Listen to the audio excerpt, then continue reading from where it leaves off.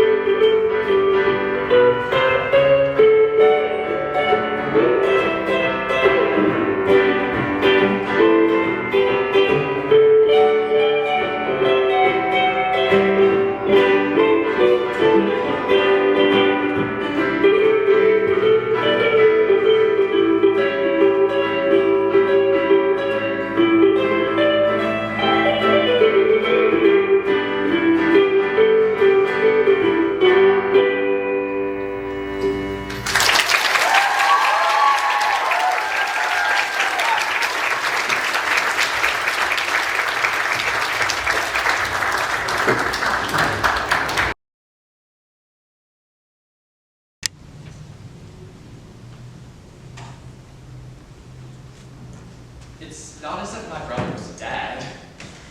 He's breathing and bright-eyed and a college student. Time and time again, I abase myself for 2 years in a row of missed opportunities. I forget to call him. I never send him brownies in the mail, and I only text him once in a blue moon, or if I think of a good joke. Whatever comes first. 2 years in a row of disconnect while he's at college are quickly turning into 3. In another year, we'll both be seniors. Me in high school, him at university. After that, who knows what our lives will look like. 4 years open up like a chasm between us. 4 years where I only talk to him at major holidays. This person who used to be my everything. My best friend, my greatest ally, my biggest adversary in grade school squabbles. My brother's voice was often the last thing I heard before I went to bed, and his eyes the first I met in the morning, peering up over a bowl of oatmeal as he perched on a kitchen stool. "Mornin'," he would say nonchalantly, the expectation of another 1,000 identical conversations. And then, that first time in college, after he left, there weren't any left. I wonder if I were to call him, what would I say? What would we even talk about? Our customary sword fights, card games, and Broadway duets can't be applied over the telephone. What if I texted him, or sent him pictures of our dog over the weekends? Would he even respond? I imagine my brother's phone sitting beside him on his desk, on top of the homework pooled around his pointy elbows, buzzing with the notification. He would be chatting online with his friends, chaos and laughter blasting into his ears.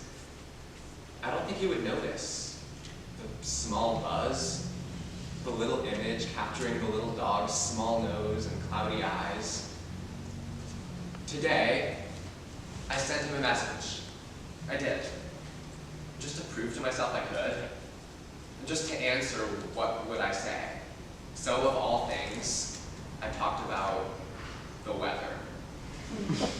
And for my second question, would he even respond? He responded with 2 words, 2 tiny little words. Brought a smile to my face. The 2 tiny little words. Oh no. 2 words. Nothing more. A white plaster wall of silence. That's when my smile fell, and a broken thumb clawed its way down my throat. My brain likes to think up 1,000 explanations that could excuse my half-hearted attempt at trying to stay in touch. But still, I feel that disconnect. A roaring chasm growing between us every day. It's not as if my brother was dead. But sometimes it's as if he never existed at all.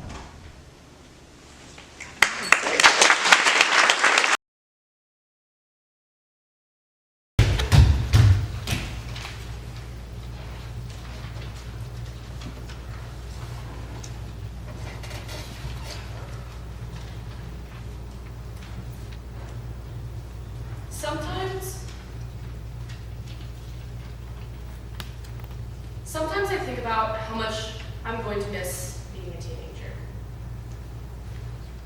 I think about my favorite books and movies and why they're my favorites because I can relate to them.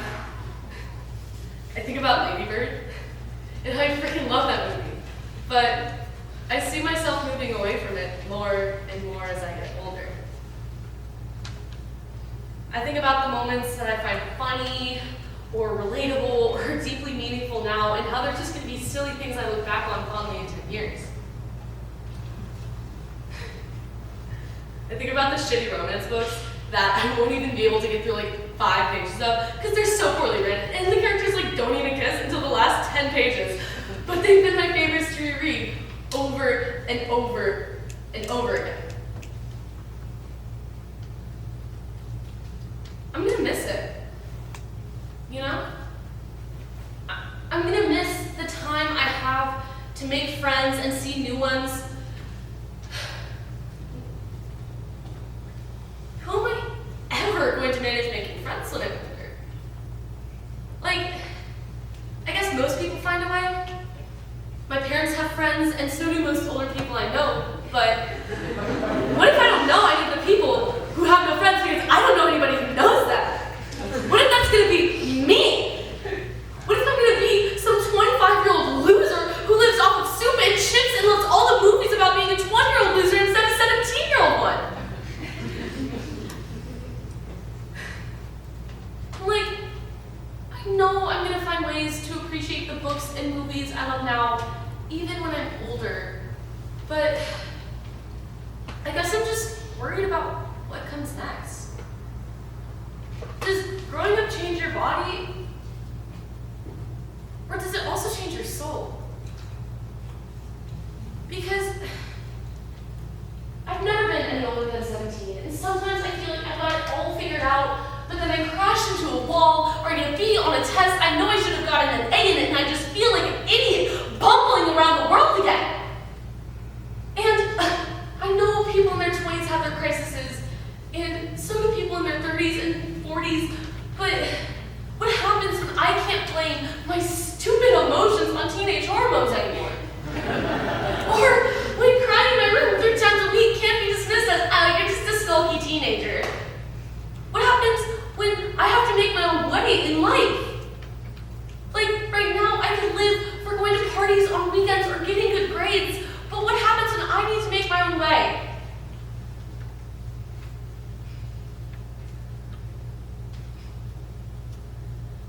I mean, the Beatles were only worried about what happens when you're 64. But what happens when I'm 23 and out of college? What happens when I'm 30 and I don't have a long-term partner and I'm so stressed about the possibility of not getting to have kids that I don't even have the chance to worry whether or not I want them? What happens when I'm 40 and I'm halfway through my expected lifespan and I've already lived so much life and I can't even think past 40 right now because hell, I'm not even halfway there!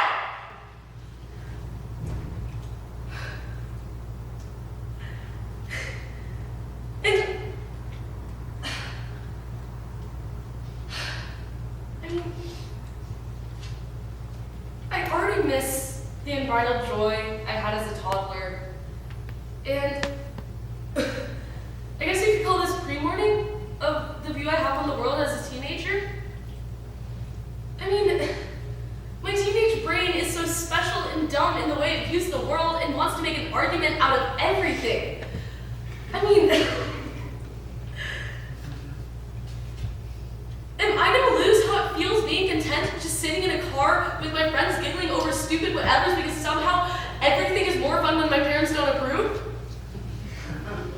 What's gonna happen when my parents not only approve of how I spend my time, but worse, they don't care?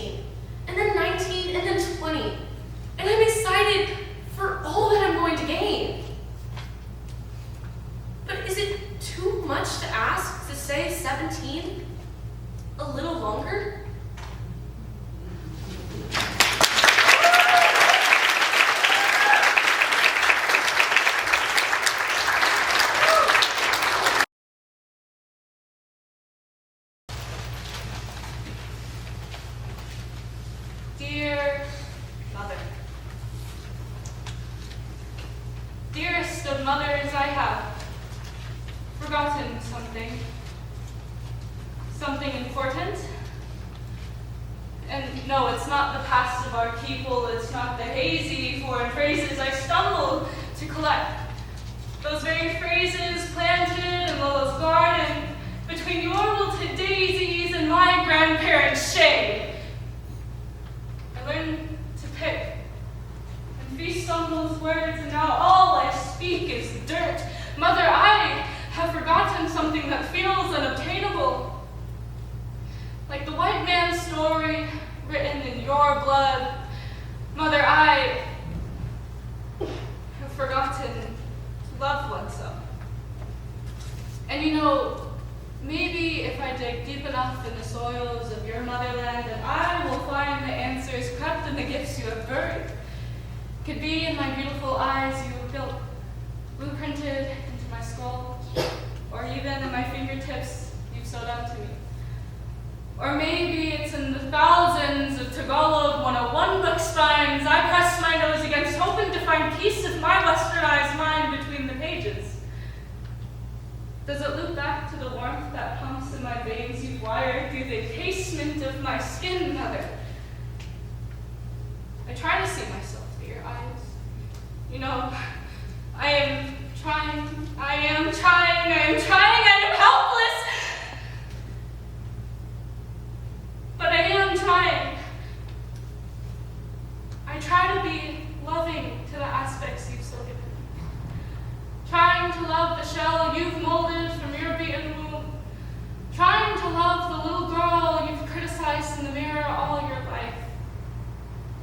And you've rammed that glistening reflection underneath the vibrancy of your soul, and now it lies lonely, broken. I am so sorry, Mother. But for all that it counts, the looking glass doesn't lie. Not even in the pieces you have created. Like you have created me. I am ashamed. Although I am a product of your making, please allow yourself to tell you finally have your mini you. And I'll tell you I'll enjoy this new life, this new experience. I will make it so that there is enough room for the both of us in my own mirror. I vow to embrace you as you have done to me all these years, Mother. So long as you can depend on your medicine the exact same way I've depended on you, my love will flourish. Just as yours to the withering life, yours to flowers, the moon, blue jays, and moths. You love Mother Earth, and you call out her name, and yet every day you sit here and you ponder if she knows yours. As if you haven't hammered the pathways I walk on today. She knows you, Mother. Of course she knows your name. Take a moment, check under your fingernails, and the dirt that lies there is all the evidence you need. It elucidates the blurred vision of you leaving your fingerprints upon the blessings of her life to carve me out. Like an explorer to fossils or chiseler to stone, your story, your history, and your art, it is me. I see now I have never, ever forgotten. So long as your heart beats with the cadence in your native tongue, so long as your brain functions with the mannerisms of altruism you have taught me, our souls will continue to be fed. And I will learn to love once again. Thank you, Mom. Sincerely, your daughter.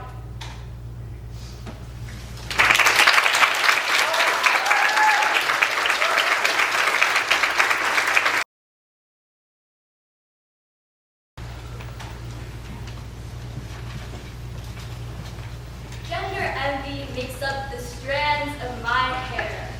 It's one of the reasons I, among many others, fell victim to our first baby gay cut. It's also the reason I walked out of Top Gun 2, wondering if a mustache was all I was missing in my life. It's also probably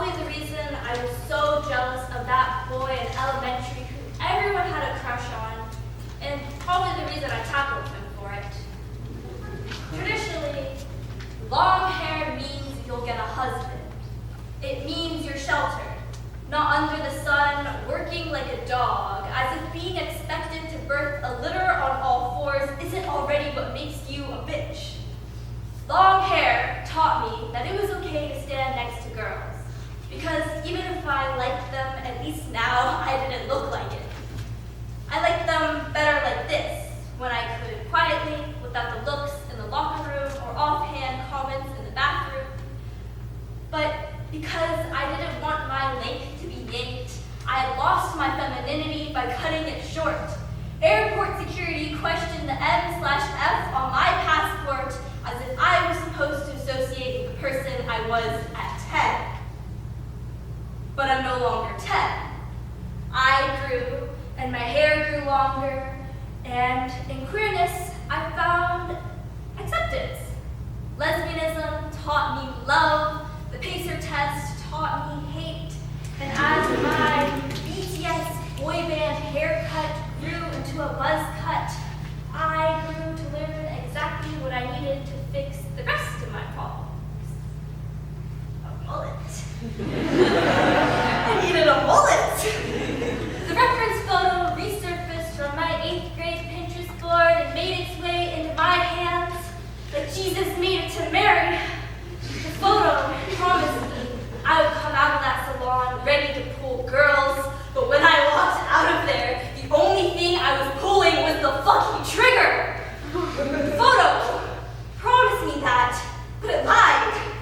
The old lady cutting my hair had sworn I'd come to the right place.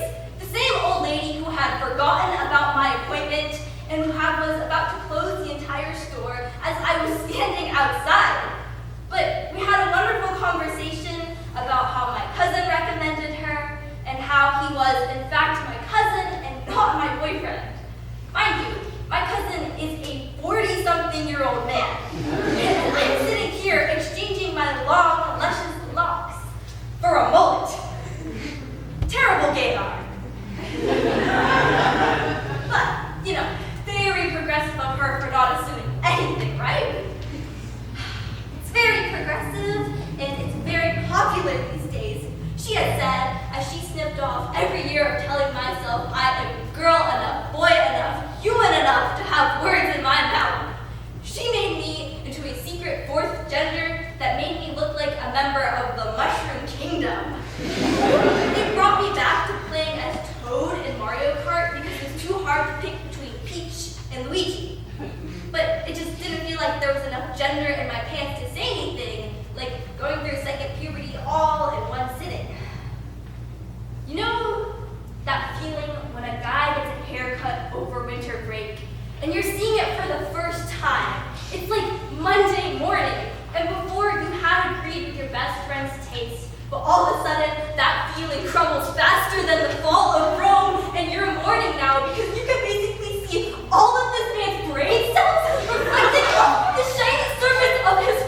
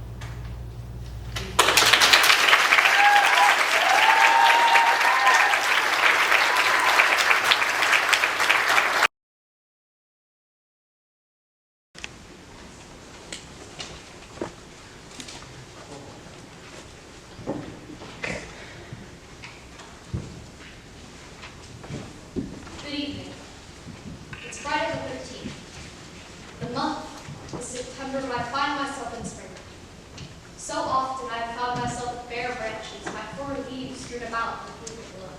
But today, I'm in full bloom. I don't have sex. I like to sit by the ocean, and I like to take a small paper rolled up with leaves to my lips. I like to light one end and inhale from the other. This makes me hold strength. I do this, and I am reborn. When I was first born, I did not know what to say. I saw figures standing around looking down at me through tired through eyes that had seen a woman go through more pain than she could bear. I looked into their eyes and I saw the pain that I couldn't hide from forever. And I wanted to shout with all my might, with the spittle flying in the veins in my neck popping to spit it out already. I knew they were lying to me and I couldn't bear to wait one more second. It was torture to lay there under white light seeing red, but I did not scream. I just looked up. Holy silence as they cut the umbilical cord, and inside I was cursing and cursing and cursing. The figures that I would come to know as my family did not see my rage that night. They saw an innocent animal, untouched by the world, and uncorrupted by the suffering they knew so well, and that I would come to know as I grew older. I used to be powerful. I used to run and shout. When I was 5, I pushed a boy onto the pavement and watched the red blood seep out of him. I went to school and learned. I learned to read and write, and I learned how to smoke. I learned how to drink, and I learned how to have sex. I learned how to speak, and I learned how to think. I'm 16 years old now, and I'm no longer tough. I do not fight. I'm small and scrawny. When someone is angry at me, I let him be. There are voices speaking in my head that tell me what to do. Endlessly I spend my days. Every Friday, I get drunk. I drink and drink until the voices are gone. This day is meant to be unlucky. However, I appear to have pink cherry blossoms at my shoulders, a strong bark at my side, and a roaring that sustained fire in my eye. That fire is kept in check by those blossoms, and so on. I awoke this morning to find myself legs, and as the sun swept through the sky, I felt brighter and brighter. I stood out among the barren trees whose autumn reds trembled in the calm breeze. I was a bright spot, or perhaps a stain. Necromancy can be beautiful, and I was a walking zombie of an example. So I basked in my own light for once, in the dark eternity. I felt as if I was finally poking my head out of the deep abyss of my life. And when I spoke, it was to the whole universe, and I said, I love you. You beast of burden. I know you. I understand what it is to be born and to die in the span of a breath. I know you. And the universe said not a word. I'm crushed by this. No matter how I spend my precious days, I will receive nothing. No warm embrace or reassurance. No calm affirmations or soft smile. I will never know the cabin in the woods where I take my last breath. I have been made to chase what I cannot reach. So I will return to what I am. I will speak, and no words will hurt. I will laugh, although nothing is funny. I will not cry, because I'm not a child, and I will stare into the universe, and nothing will happen. Someday I will die, and then I will be dead. I have no fire, I have no rage, I have no bark, I have no spine, I have no blossoms, I have no heart. I have nothing, and I am nothing. My name is fucking nothing.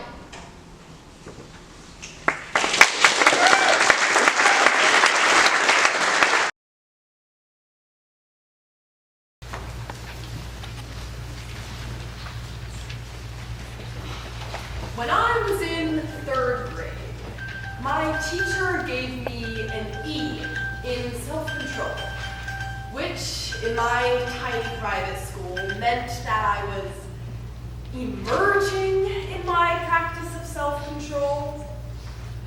And okay, to be fair, she had a point. I was a bit disruptive in class, but I just had so many things to share.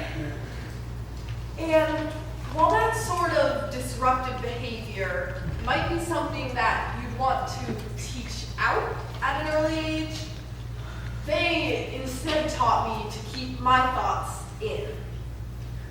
So, I do my best at that, but now I just have so many thoughts in my head at all times. Whenever I'm about to arrive somewhere, I have to triple check that I've got the right time. Did they say 4:30 or 4:35? Am I going to be the first one there? Is it just going to be me and one other person? Am I late? Is there a dress code? This is ridiculous. This is ridiculous. This is ridiculous. Just move. Why did it just become so hard to take one step?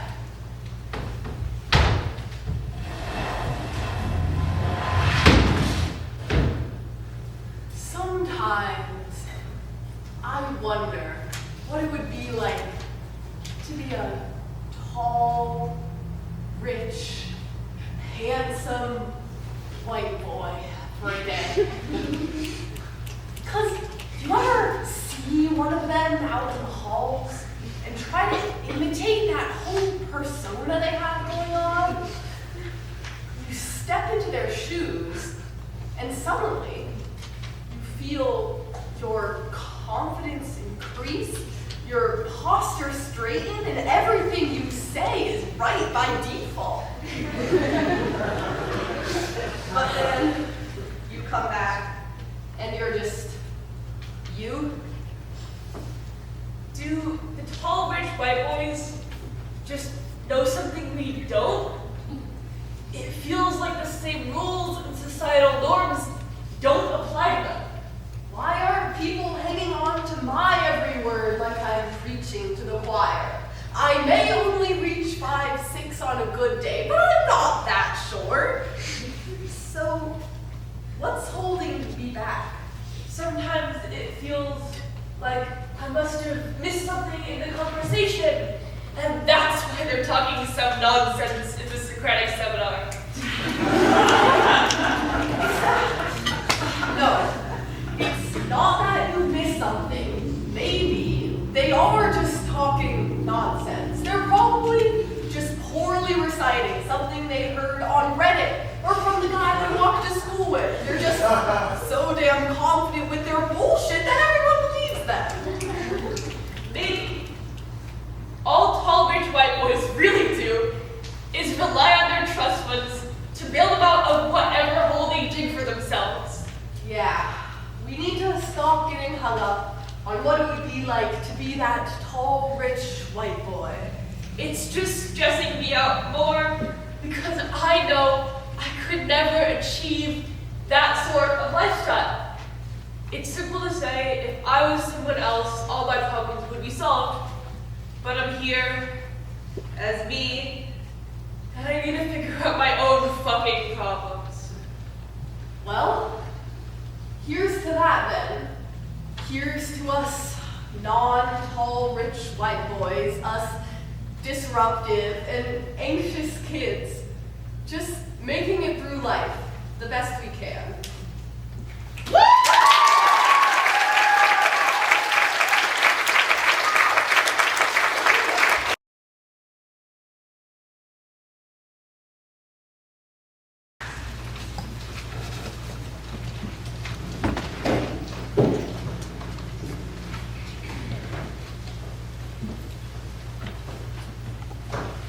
I grew up with 3 parents, now we have 2.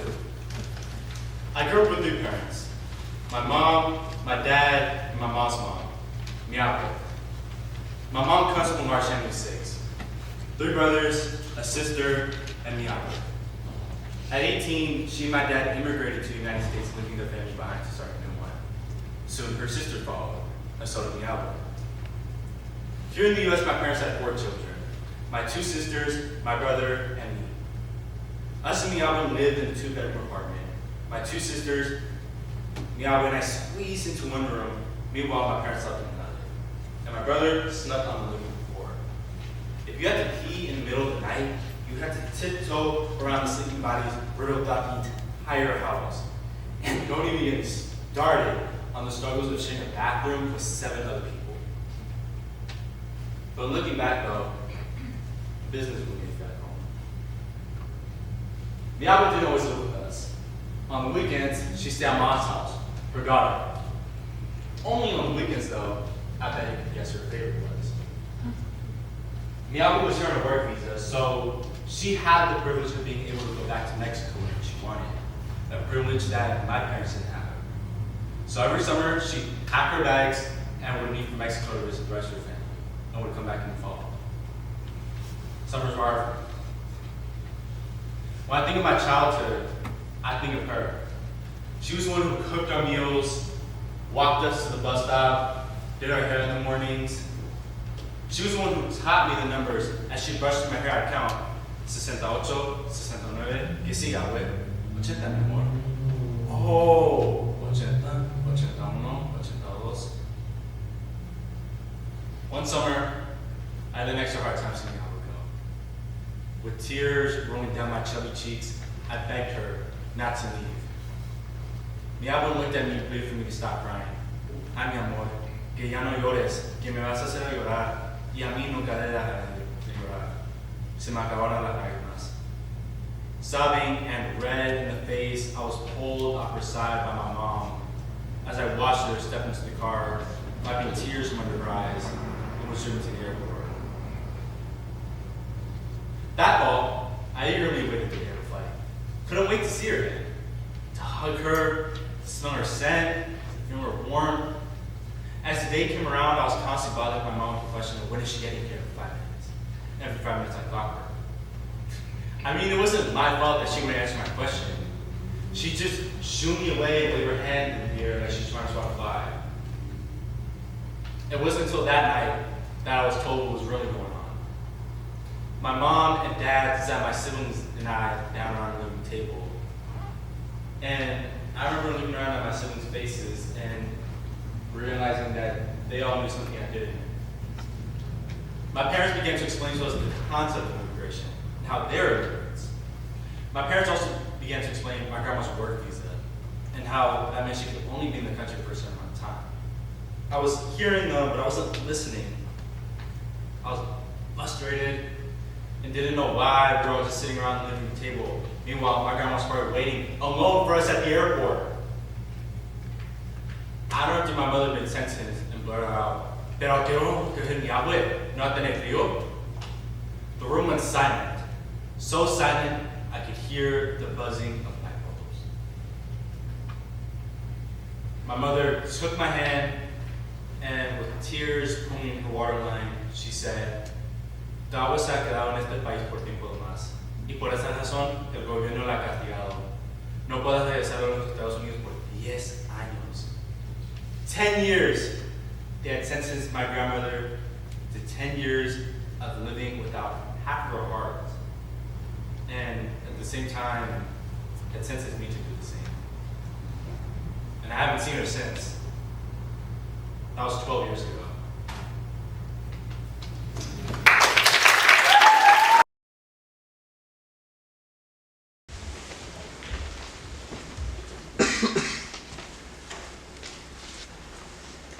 Do you go on night drives with your friends? I feel like that's a normal thing, right?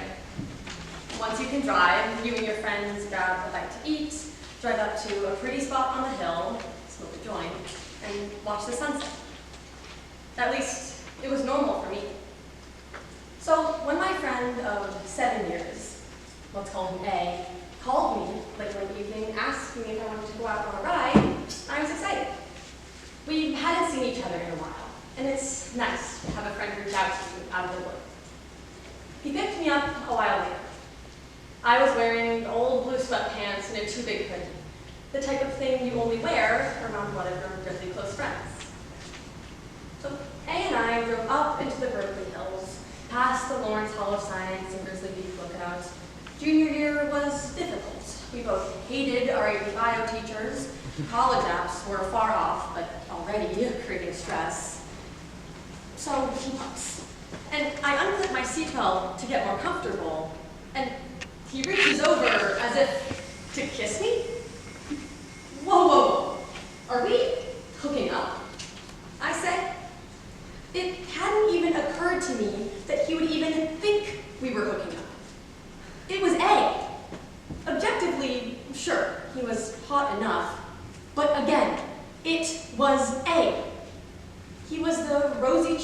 cynical, blue-eyed boy who I'd smoked with and geeked out about politics.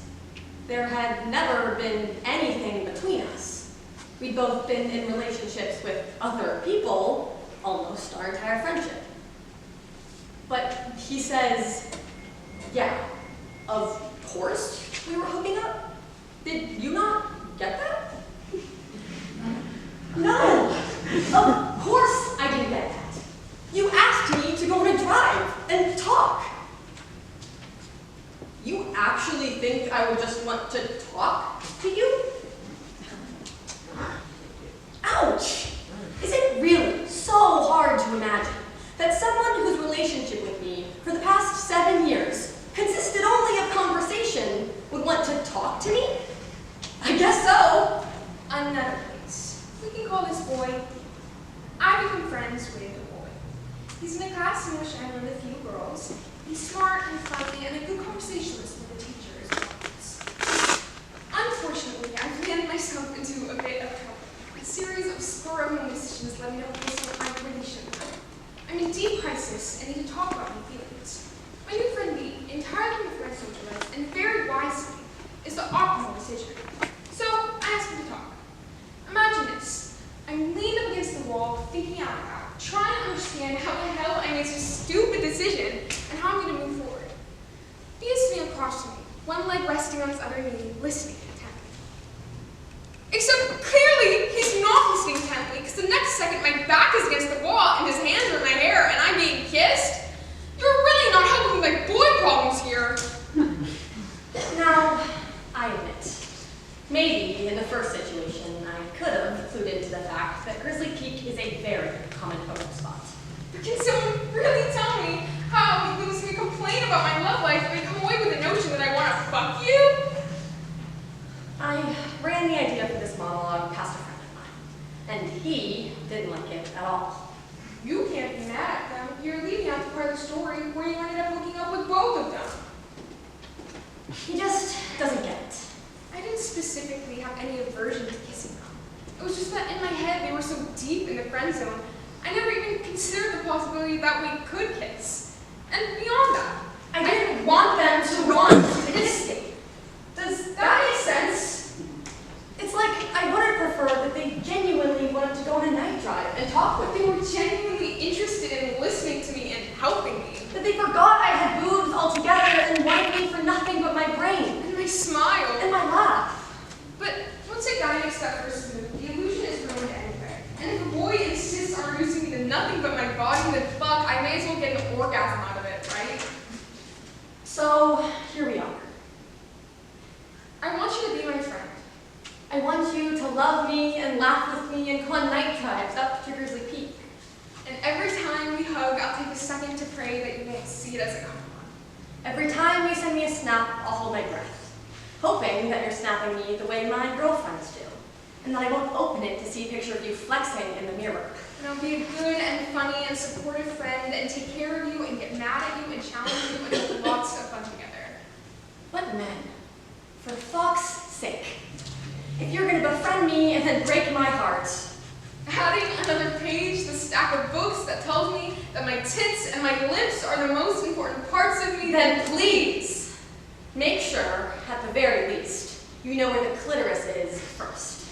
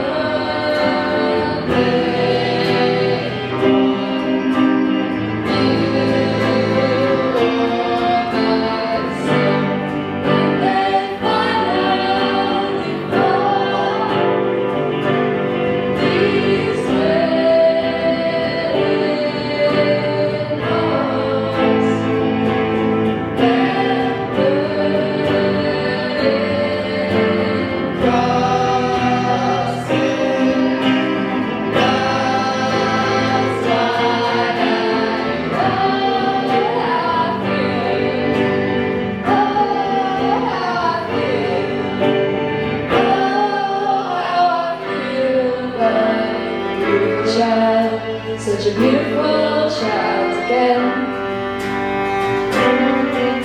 Such a beautiful child, such a beautiful child again. And I am older than this song that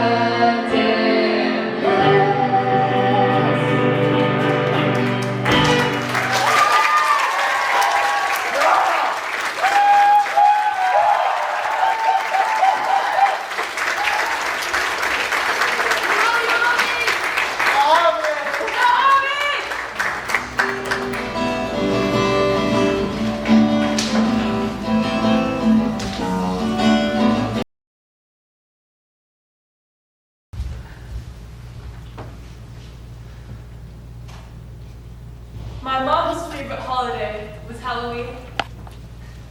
I guess she's always been frightened. And maybe it was nice to have everyone join her. My mother has always been into the darker crevices and corners of the earth. She's an artist, maybe the best I've ever known. She embodies it. She's been letting everyone know from the very start, we do not know her. My dad is this way also.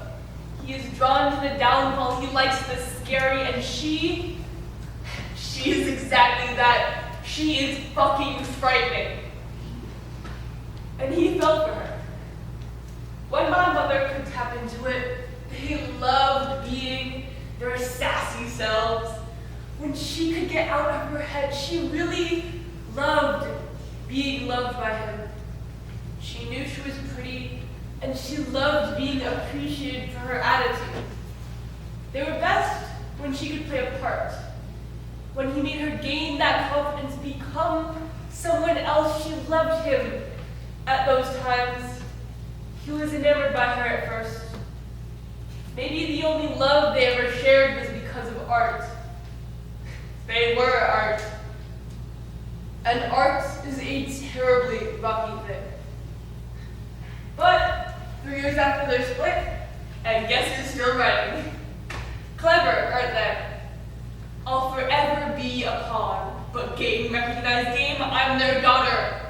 After all, I've learned that art is sickening and all-consuming, and sometimes the only spark in certain people's eyes, and when it runs dry, be sure you're ready to run, because I promise you, it will.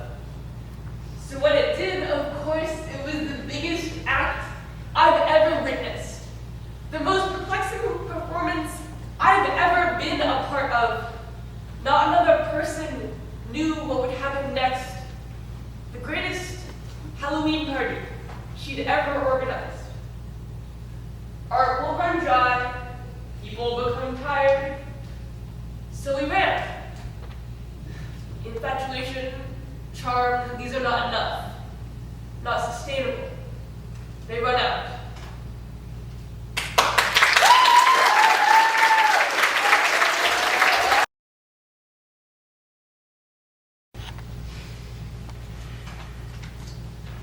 Listen.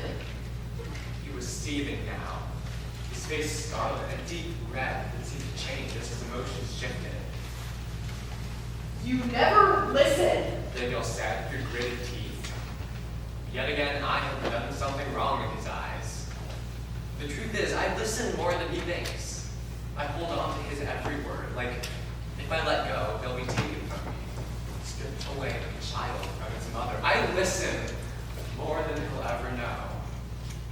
But time and time again, I am punished, thrown away, trashed, and sent out. I told you to do one thing, and you still managed to fuck it up! Shouted in my face. I didn't care. All I saw were his eyes, like a glacier. At first glance, they're blue like any other, but the more you look, the deeper you go, the more you can see, like how they're almost green around the edges, a deep sage with twinges of rosemary. I love you, I offered. He knew that I was trying to win him over, like all the other times. It was months ago that we were arguing. He had this look on his face. Usually it was yearning, wanting for a time that we could be without anger, but this time it was something I'd never seen on him before when talking to me. Disdain. The deep intertwining love that we once had, now twisted into a burning hatred. He pretended, of course, that he still loved me, still liked me, but it was becoming clear that I saw through him. For a while, we lived in this facade. Fleeting moments of love and care could turn into quarrels in an instant. It was like I was floating, so close, yet so alone. I prayed that no one should feel as I did. This fight, the one I knew would be our last, came with a strange sensation, as many often did. It somehow didn't feel real. Daniel couldn't even look at me. The eyes that once gazed upon me with all the devotion, all the lust in the universe, now couldn't look at me with hate. He hated me. The thought was seared into my mind. I could never unthink it. No more pretending. It was rare that I spoke up at times like this, but I knew that this wasn't nothing. I couldn't just go hang out with my friends after this. My friends were Daniel's friends, and they liked him better, as most people did. They wouldn't take my side. They would send a, "Hey, I heard what happened, I'm sorry." Then we'd never speak again. Messages left unread, calls unanswered, smiles unreturned. I don't think I love you anymore. A single tear fell from his face and onto the dirty hardwood floor that my parents painstakingly laid down themselves, refusing to hire anybody, ever. Daniel wiped his face. He didn't cry in front of me. He thought that I was too fragile to handle it. I hated that. I hated that he thought I was fragile. He told his friends to be nice to me when I met them, constantly deciding things for me, but not in a controlling way. In a way that if I told anyone about it, they would say he was sweet, caring, protective. I was fed up. His narcissistic, overprotective, controlling ass. You think? What? I wasn't ever public about my emotions, my sadness, my worries. I know the moment you fell out of love, Daniel. I was frigid with my words. I wanted them to scare him, to shake him. I wanted them to ring in his ears. I never wanted him to forget them. But I couldn't. My head was empty. I had no frigid words to give him. I could tell that I was losing my power. Suddenly I was frozen. I was shaking and sobbing as I tried to cling to my breath. It was slipping away, like the life I once knew.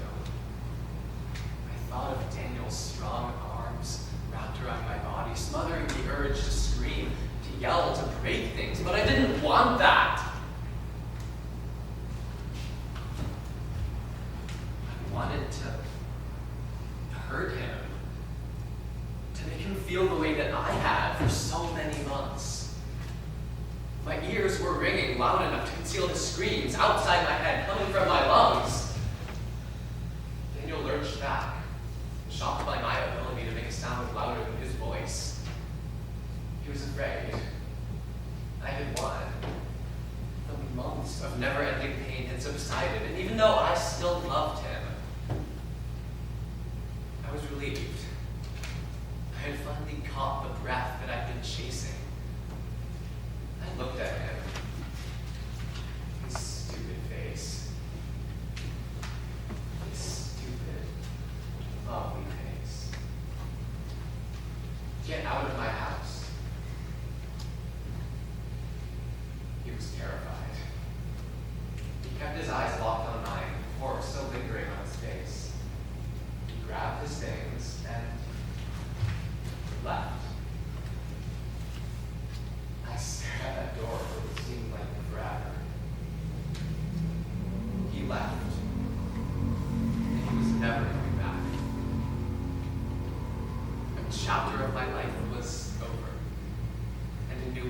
just begun.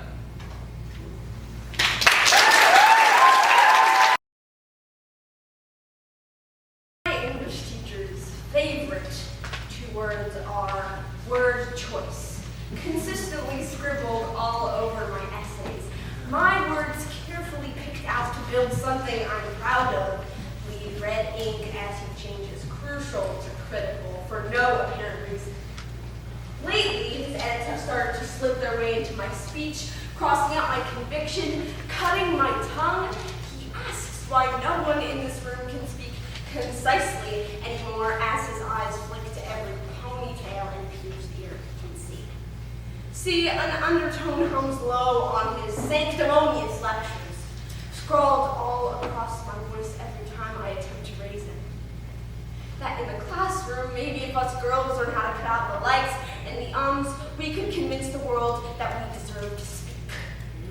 And because he's been dropping points off our participation grade for every filler word that makes our speech flow naturally, here is a grammar lesson that we have not covered in class. The word like can be used as a verb, adverb, quotative, and a noun. So, the linguist in the room is actually the teenage girl. Yes, that one sitting 3rd row back popping likes and you-knows into her literary analysis like bubblegum. Who knows that your meaningless, lazy filler is proof that we have made it this far after every interruption and intrusion, a proof of the genius of our minds and how we've grown to express them. You try weaving yourself into a conversation where everyone is shouting over you. And you see how you end up with a tapestry, how our lexicon becomes a loom. See, as a teenage girl, I've gotten used to getting creative when trying to speak my mind. An endless stream of language flows through my lips, and for too long it has been guttered and gutted at someone else's request, suggesting that I learn how to speak academically or stop speaking. But you best drink up my words populated with likes and you-knows, because you need a lesson in the ways you forced us to arm our language with a new likeness.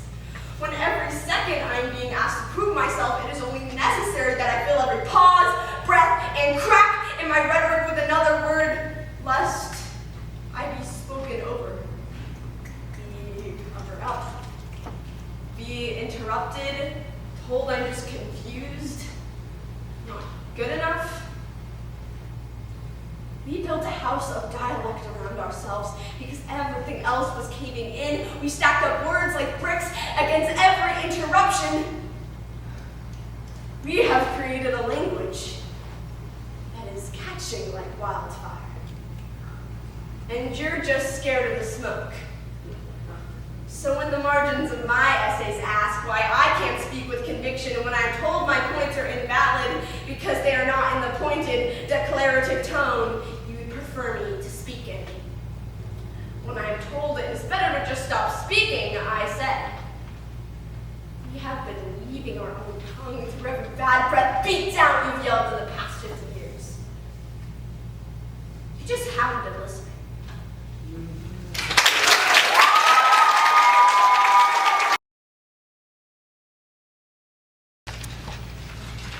I want someone to touch me, just to hold me, just to listen to me breathe. I want someone to learn every curve and imperfection of my body, not to point them out, but because they love me for them. I want someone to stare into my eyes, to memorize the different blues and yellows branching out in them, not to watch them narrow in hatred or widen in shock. I want someone to hold my hand because they're afraid of losing me, not to hold me down. I want someone to stare at my lips, not to kiss them, but because they like the way they turn downwards when I smile.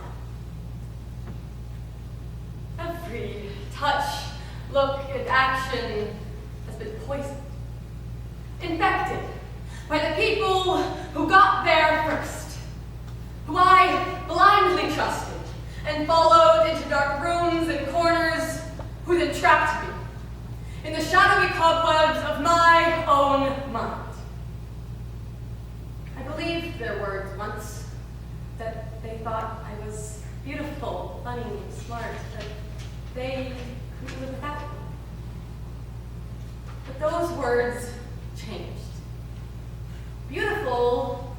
became sexy. Funny became easy. Smart became not smart enough. And they can't live without me became slurred, drunken texts and phone calls telling me they missed me.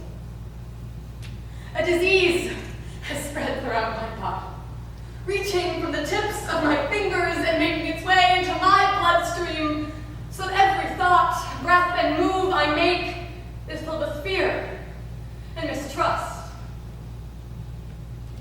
Do you look at me because you appreciate the time and effort I put into my outfits, or are you just plotting on how to get me out of it? It wouldn't be that hard. I know the drill at this point. I tell myself I deserve better, but at the end of the day, being wanted, even if it's for something I wish I could have never started, is better than not being wanted at all.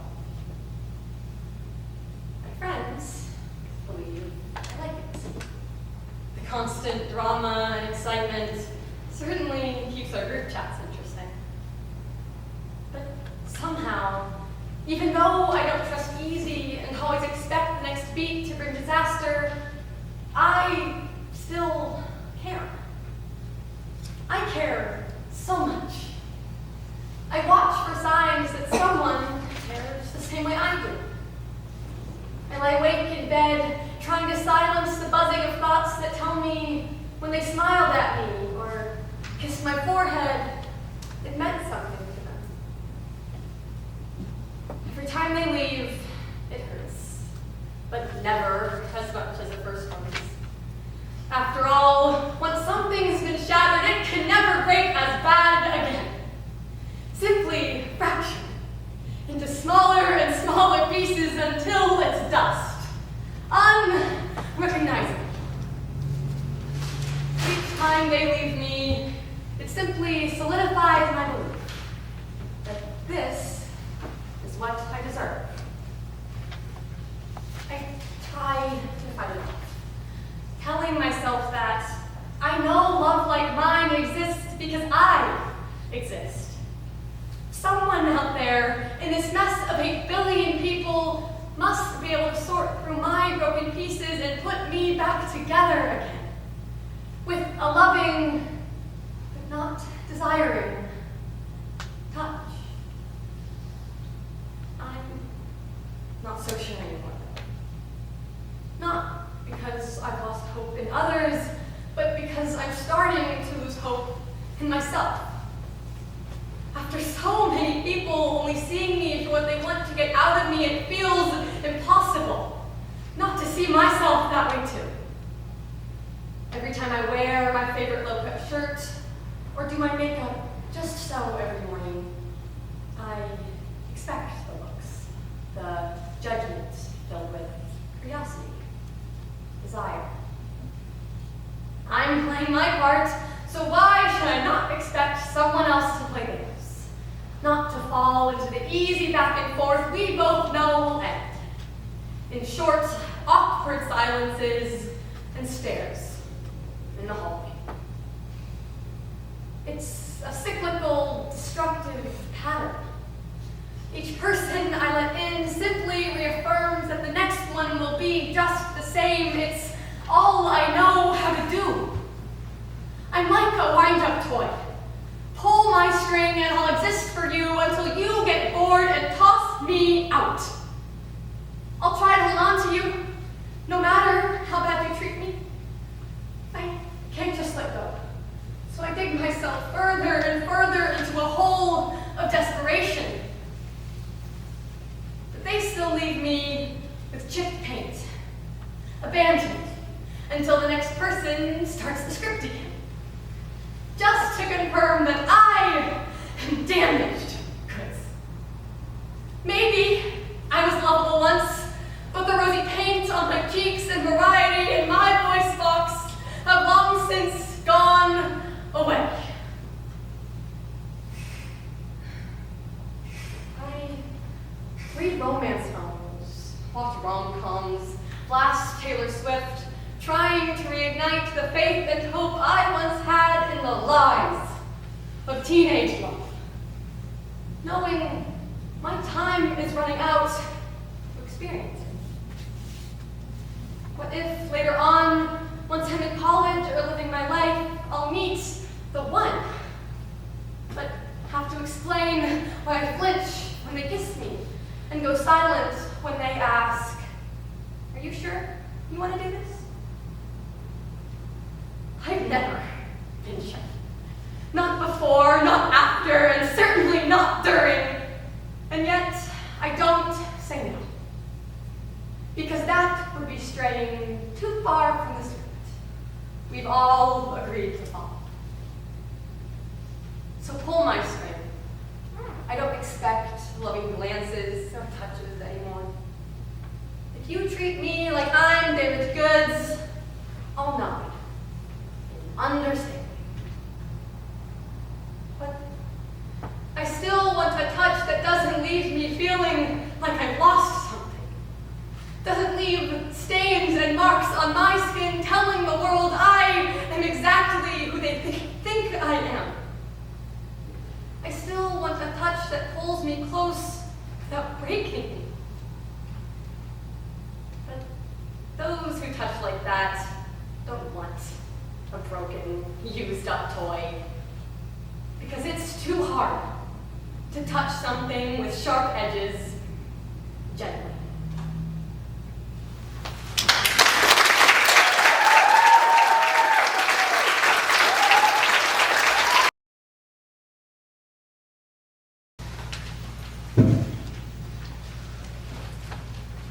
What will happen is this.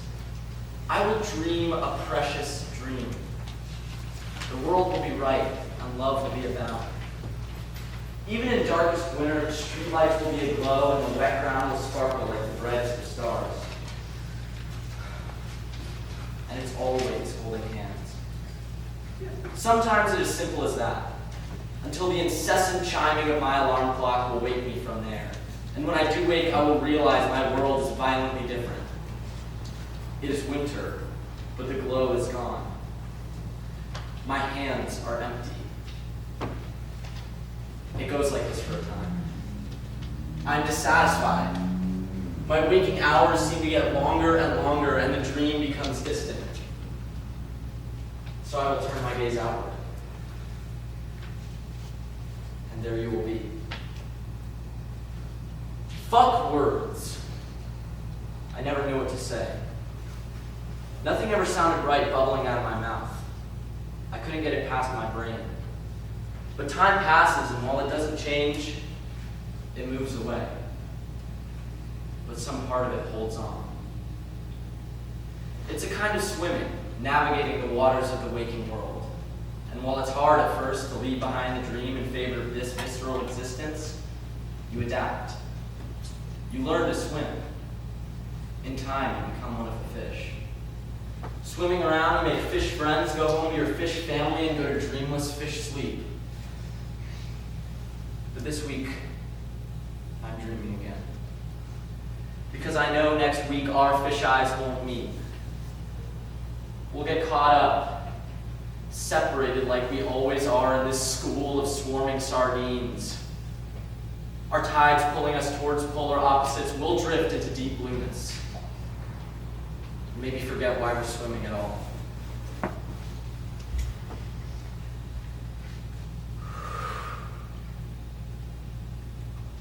Next week is now. I was so torn, but it has come around and the world still spins. It was meant to be this way. You take a left turn and I take a right. Under the moon. White veils obscuring our sight.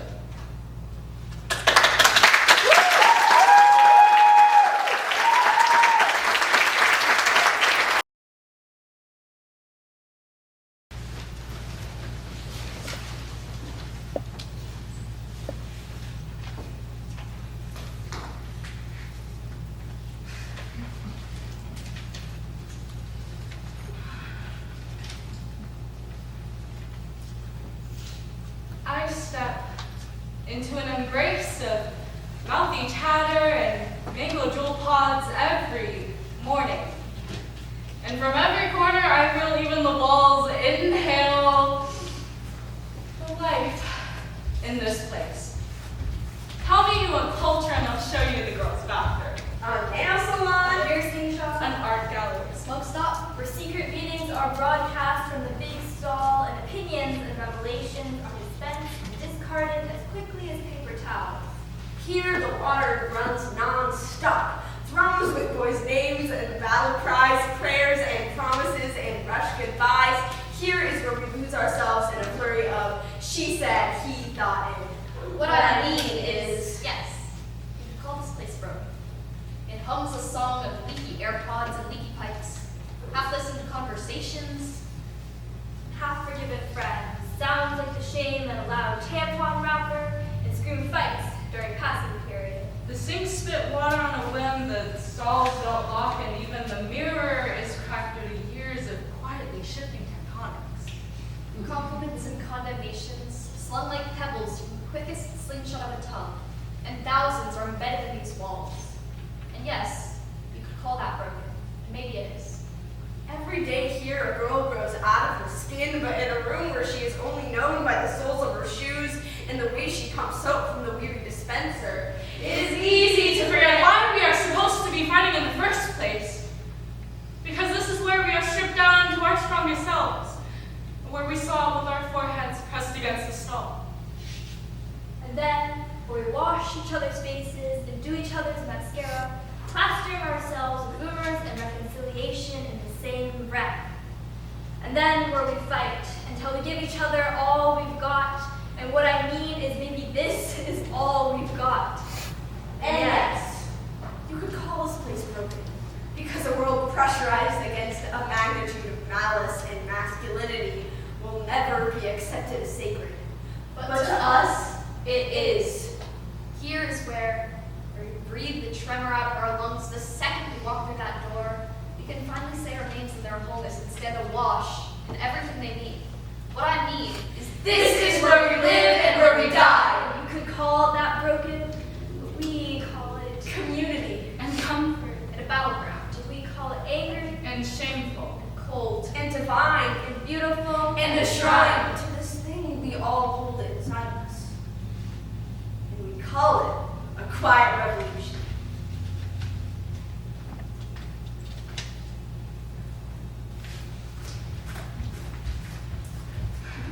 Tell me you want power, and I'll show you the girls' bathroom.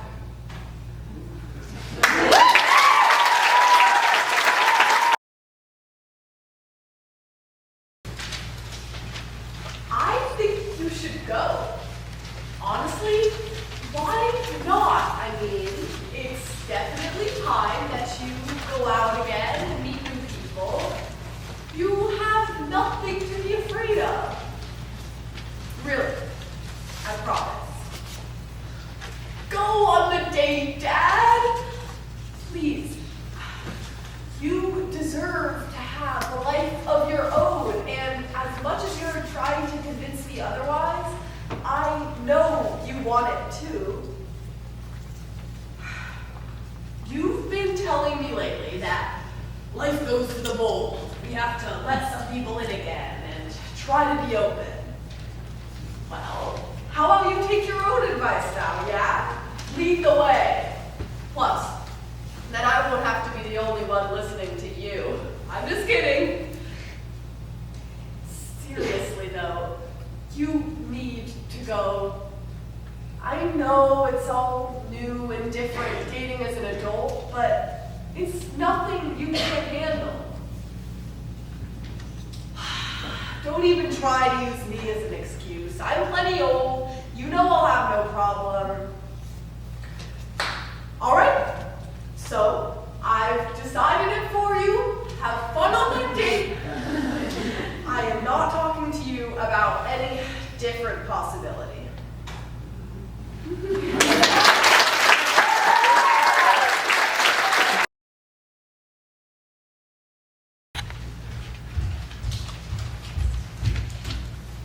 I want to talk about the moments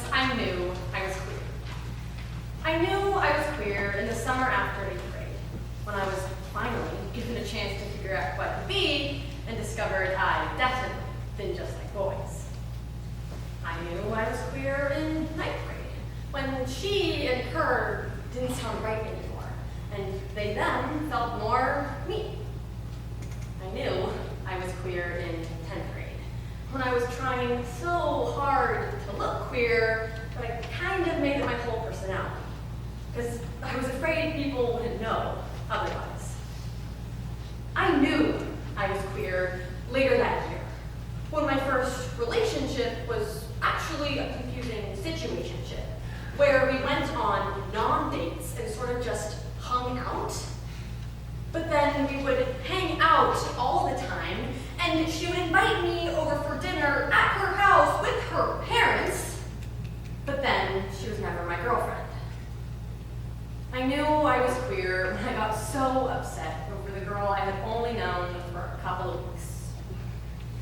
I knew I was queer that summer, when there came another non-relationship that blurred the lines between girls who were friends and girlfriends.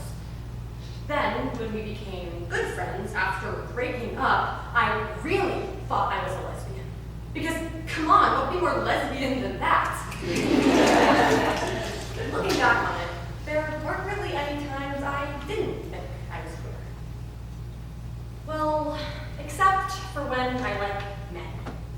Because then I have to do this whole backtracking of, no, I guess I'm not a lesbian. And nobody ever talks about how embarrassing it is to like a man. Especially when you're queer, and you know you have other options. You have to be like, yeah, so I know he's not the prettiest, but he showers, and we can have a conversation. And I know he wears the same cargo pants and t-shirt combo every day. But they're nice cargo pants, and he's a lot better than he was in 9th grade. Yeah. It really puts things in perspective when I tell my friends I like a girl. And they go, oh, she's so pretty, she's so gorgeous, she's so perfect. And when I tell my friends I like a guy, they go, oh, he's cute, ugly, sort of way. When I like a guy, being queer feels weird. It's like everyone expects that when you're gay, you can only like people of the same gender as you. And as soon as you like someone of the opposite gender, you must have been faking it the whole time. And I realized it was confusing when I told everyone that I was a lesbian after only having crushes on women for a while. And I introduced myself as a lesbian. But I'm really starting to like the whole unlabeled thing a lot more now. When people go, wait, what's your sexuality? I can just go, I'm queer. Or hot people are hot people, and if you're hot, you're hot. I mean, honestly, why do people need so many details about who I like anyways? It's exhausting. I'm siding with the people over 40 on this one. These labels are too much. Now, take a sec, social justice warriors. Please take a seat.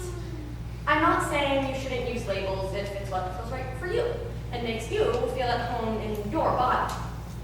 But stop forcing them on me. Stop putting me in boxes when all I want to do is let my identity express itself in whatever way it wants to. Wearing a skirt to school doesn't mean I'm a girl now.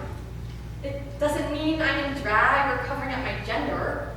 It just means I wanted to wear a fucking skirt. I know I'm queer, and that's not going to change based on whatever skirt or dress or suit and tie I put on.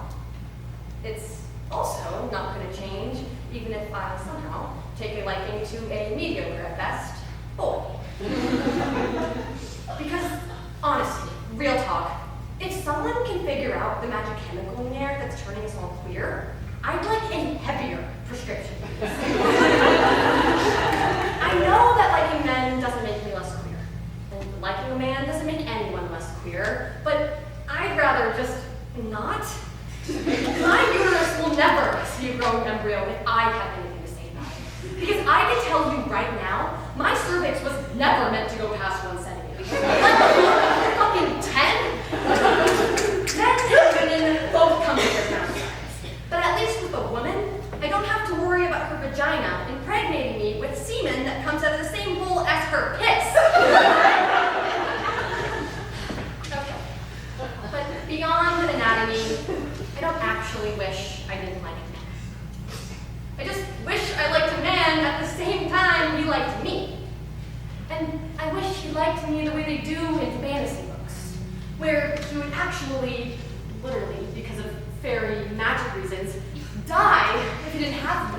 3 times in a row, and he wears clothes that look good, smell nice, and accentuate the span of his not too muscular to be gross body. But because that's too much to ask for, I'll settle for a cargo pants wearing boy who smells okay, then makes me look for him in a crowd, just for me to avert my gaze and distract myself, talking to a friend. And if that doesn't work, I guess I'll fall head over heels into another confusing situationship with a girl.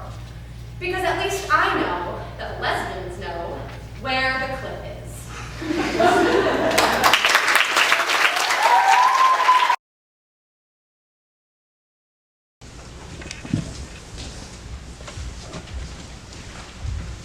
When I was first born, I did not know what to say. You tried weaving yourself into a conversation where everyone is shouting over you. I hold on to every word, like if I let go, they'll be taken from me, stripped away like a child from its mother. I worry that the moment I stop speaking, I lose the right to own my body. Without a voice, my body is illiterate, my curves illegible, and the lines on my palm too messy. Maybe if we learn to cut the likes in ums, we can convince the world we deserve to speak. I stopped writing metaphors to make myself legible. I write my sentences full, overstuffed, in fear of being uneasy on the eyes. I fill every pause, breath, and crack in my rhetoric with another word, lest I be spoken over. Be covered up. Be interrupted. Told I'm just confused. Not good enough. This is where we are stripped down, and it is easy to forget why we're supposed to be fighting in the first place. The rosy paint on my cheeks and variety in my voice box have long since gone away. I'm no longer powerful. I do not fight. I'm small and scrawny. I will speak and no words will emerge. Me vas a hacer llorar, y a mí nunca le dejaré de llorar. Se me acabaron las lágrimas. For all the stories buried in the skin I've crawled into, my body will be worked to the last phrase, and even in death, my body will write. Your story, your history, and your art. It's me. We built a house of dialect around ourselves because everything else was caving in. And I feel even the walls inhale the life in this place. Here, we breathe the tremor out of our lungs. Where we can finally say our names in their wholeness. So long as your heart beats with the cadence in your native tongue, our souls will continue to be fed. So the linguist in the room is actually a teenage girl. We've gotten used to getting creative when trying to speak our mind. You need a lesson in the ways you forced us to arm our language. You taught me to keep my thoughts to myself. But when I spoke, it was to the whole universe. I finally caught the breath that I've been chasing. What I mean is, this is where we live and where we die. You have nothing to be afraid of. You deserve to have a life of your own.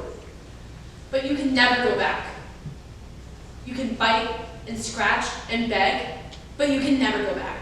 So I bask in my own light for once in a dark eternity. I sever the connection between the way I see myself and the way the world does. Stop putting me in boxes when all I want to do is let my identity express itself in whatever way it wants to. You could call this place broken, but we call it a quiet revolution. You just haven't been listening.